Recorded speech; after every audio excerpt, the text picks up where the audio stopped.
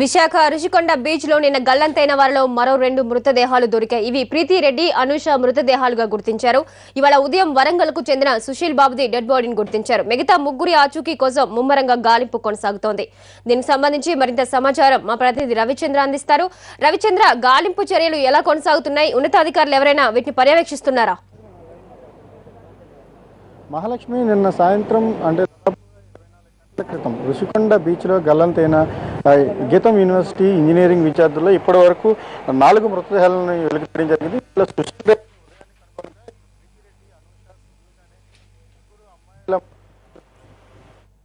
సాయి నితిన్ మృతదేహాల కోసం coast guard helicopter గాలింపు చేస్తుంది. మరోవైపు మెరైన్ పోలీసులు కూడా ఉదయం నుంచి అన్వేషిస్తున్నప్పటికీ మధ్యాహ్నం తర్వాత దాదాపుగా 24 గంటలు గడిచిన తర్వాత కానీ వీళ్ళ మృతదేహాలను బయటకు తీసుకురావడం జరగలేదు. చాలా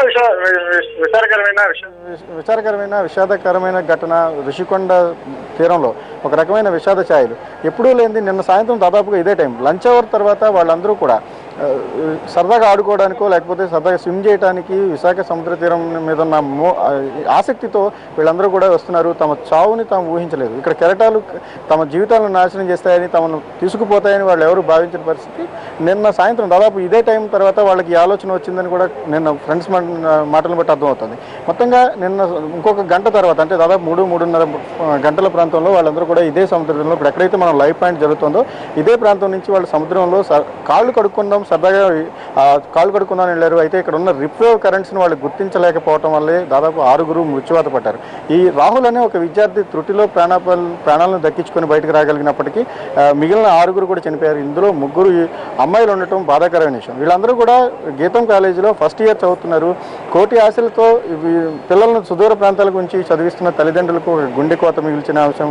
విశాఖలో జరిగిన ప్రమాదాలన్నింటిలోకి ఈ ఘటన అత్యంత దురదృష్టకరమైంది. ఇప్పుడు మన దగ్గర కొంతమంది బంధువులు ఉన్నారు.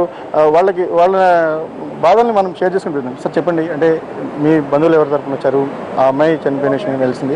అసలు మీతో ఎప్పుడు మాట్లాడింది అమ్మాయి? సార్, సాయి నితిన్ తరపున బంధువులు అండి మేము. మా మేనల్లుడు అవుతాడు.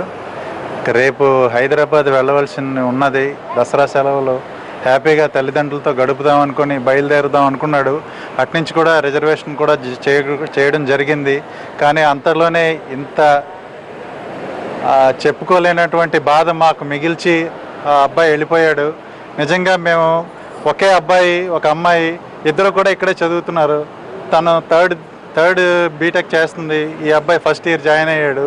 ఇద్దరు మాకు దగ్గరగా ఉంటారని వాళ్ళ అమ్మ నాన్నలు మా దగ్గర ఇక్కడ వదిలి మేము అప్పుడప్పుడు చూస్తుండేవాళ్ళం. వాళ్ళ గురించి ఇక్కడ దగ్గరలో మేము ఉంటామని ఇక్కడ జాయిన్ చేయడం జరిగింది. కానీ ఈ విధంగా అవుతుందని అనుకోలేదు. దీనికి తోడు ఇంత గాలింపు చర్యలు జరుపుతున్నా కూడా గీతం యూనివర్సిటీ నుంచి మాత్రం మేనేజ్మెంటు మొండి వైఖరిగా అవలంబించి ఏమి మాత్రం చర్యలు తీసుకోవటం లేదు. వాళ్ళ చేతనైనంత సహాయ సహకారాలు మాత్రం ఏమాత్రం అందించడం లేదనేది ఇక్కడ ఉన్న వాళ్ళందరికీ అర్థమవుతుంది. ఇలాగే ఈ విధంగా ఎంతోమంది చనిపోయారు. గీతం యూనివర్సిటీ ఇంజనీరింగ్ విద్యార్థులే ఇక్కడికి ఎక్కువ మంది బయట నుంచి వచ్చేవాళ్ళు ఉంటారు. వాళ్ళకి తెలియదు ఈ సముద్రం ఎటువంటిదో, ఎంత అల్లకల్లోలమైనటువంటిదో. వాళ్ళకి తెలియక ఇలాంటి ప్రమాదాలకు గురైనప్పుడు కనీసం గీతం యూనివర్సిటీ వాళ్ళకి తెలియకుండా ఎవరిని కూడా బయటికి పంపించకూడదనే ఇంగిత జ్ఞానం లేకుండా ప్రవర్తిస్తున్నారు. ఈ విధంగా చేయడం చాలా తప్పు. ఈ జనాలందరూ కూడా ఈ విధంగా ఇలా చేసిన ఈ మేనేజ్మెంట్ని మాత్రమే చర్యలు తీసుకోవాలి. దీనికి మూల కారకులు ఏంటంటే పత్రికా విలేకరులే. వీళ్ళని దుయ్యబట్టాలి. వీళ్ళకి సామాజిక చైతన్యం కలిగించి ఇక ముందు ఇలాంటి పరిస్థితులు జరగకుండా ఉండాలని మేము కోరుకుంటున్నామండి. మా బాబుని ఎలాగే ఇవ్వలేరు. కనీసం ఇక ముందైనా ఇలాంటి ప్రమాదాలు జరగకుండా ఉంటే మంచిదని మేము కోరుకుంటున్నాం సార్. మహాలక్ష్మి, ఇది ఒక బంధువుల ఆందోళన. తమ పిల్లలు ఏమైపోతారు, సుదూర ప్రాంతాల నుంచి ఇక్కడ వచ్చి చదువుకుందాం, వాళ్ళకి ఉన్నత విద్య కోసం అని ఇక్కడ జాయిన్ చేసిన పిల్లలు తమ కళ్ళ ముందే, అంటే వీళ్ళందరూ పేరెంట్స్ ఎక్కడో ఉన్నారు, ఇక్కడ బంధువులు వీళ్ళ సంరక్షణ ఉంటుంది గీతం యూనివర్సిటీలో అయితే అనే ఉద్దేశంతో ఇక్కడ పెట్టారు. అయితే వీళ్ళందరినీ కూడా మినిమం వాళ్ళని కాపాడుకోలేని పరిస్థితులు ఉన్నప్పటికీ ఆలస్యం జరిగింది పూర్తి స్థాయిలో. దాదాపు 24 గంటలు, నిన్న సాయంత్రం ఇదే టైం అప్పుడు వాళ్ళందరూ కూడా ఈ సముద్ర తీరానికి రావడం జరిగింది. 24 గంటలు గడిచిన తర్వాత కానీ వాళ్ళ బాడీస్ని ట్రేస్ చేయలేని పరిస్థితి. ఇప్పటి వరకు మేము చాలా బాధపడుతున్నాం. ఆ బాడీ నిన్న చనిపోయిన బేబీ అబ్బాయి ఇప్పుడు వచ్చి మాకు తేలలేదంటే మరి ఏ యాక్షన్ ఎలా తీసుకుంటున్నారు? ఇదేదో హెలికాప్టర్ ఉదయం నుంచి వస్తే మాకన్నా కొంచెం పిల్లోడిని చూసుకునే అవకాశం ఉంటుంది కదా. కానీ చనిపోయింది ఒక ఎత్తు, పిల్లోడు కనబడలేదని బాధ మరొక ఎత్తు. మేము మరి ఎంత బాధపడుతున్నాం అంటే మరి ఎవరు యాక్షన్ ఏం తీసుకోవట్లేదు. దీనికి ఏం సమాధానం చెప్తారు ఏం అర్థం అవ్వట్లేదు మాకు.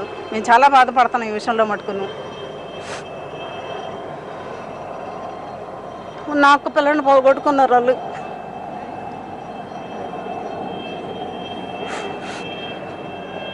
ఫస్ట్ ఇయర్ అండి. ఇంకా బాబు అయితే వాళ్ళ అక్క కూడా ఇక్కడే ఉంది కదా, నేను ఇక్కడ ఉంటాను, అక్క ఉన్నది కదా తోడు అనుకుని చెప్పేసి ఉన్నాడు. కానీ ఇలాగ మృత్యువాత పడతాడని అనుకోలేదు మేము కూడాను. మేము ఉన్నాం దగ్గర చూసుకుంటున్నాం అనుకున్నాం, కానీ ఇంత సడన్గా ఇలాగ అవుతుందని మేము అనుకోలేదు. చెట్టు అంత కొడుకుని పోగొట్టుకుని ఆ తల్లిదండ్రులు ఎలా బతుకుతారో అర్థం. మహాలక్ష్మి, ఇది ఋషికొండ బీచ్లో ఉన్న హృదయ విదారకమైన పరిస్థితి. అందరూ ఏ మనసుని తట్టినా ఇక్కడ ఒక రకమైన బాధతత్వ హృదయం కనిపిస్తుంది.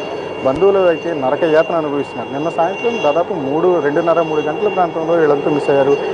బయటికి సమాచారం తెలిసేసరికి 5 అయిపోయింది. కానీ ఇప్పటి వరకు సహాయ చర్యల విషయంలో లేదా డెడ్ బాడీస్ని వెలికి తీయడానికి జరిగిన జాప్యం కొంత కారణంగా చెప్పుకోవచ్చు. మరోవైపు అటు నిర్లక్ష్యం, ఒక రకమైన నిర్లక్ష్యమైన ధోరణి డిస్ట్రిక్ట్ అడ్మినిస్ట్రేషన్ నుంచి కానీ లేకపోతే అటు యూనివర్సిటీ నుంచి కానీ, వాళ్ళు చదువుతున్న యూనివర్సిటీ నుంచి కానీ ఒక రకమైన నిర్లక్ష్యమైన ధోరణి వల్ల మేము చాలా ఇబ్బందులు పడ్డాం అనే వాళ్ళ ఆవేదన మనం పరిశీలించినప్పుడు హృదయం దవించేస్తుంది. మొత్తంగా ఇంకొక 2 డెడ్ బాడీస్ అయితే ఋషికొండ బీచ్లోనే ఉన్నాయి. వీళ్ళ కోసం కోస్ట్ గార్డ్కి సంబంధించిన హెలికాప్టర్ గాలింపు చర్యలు చేస్తోంది.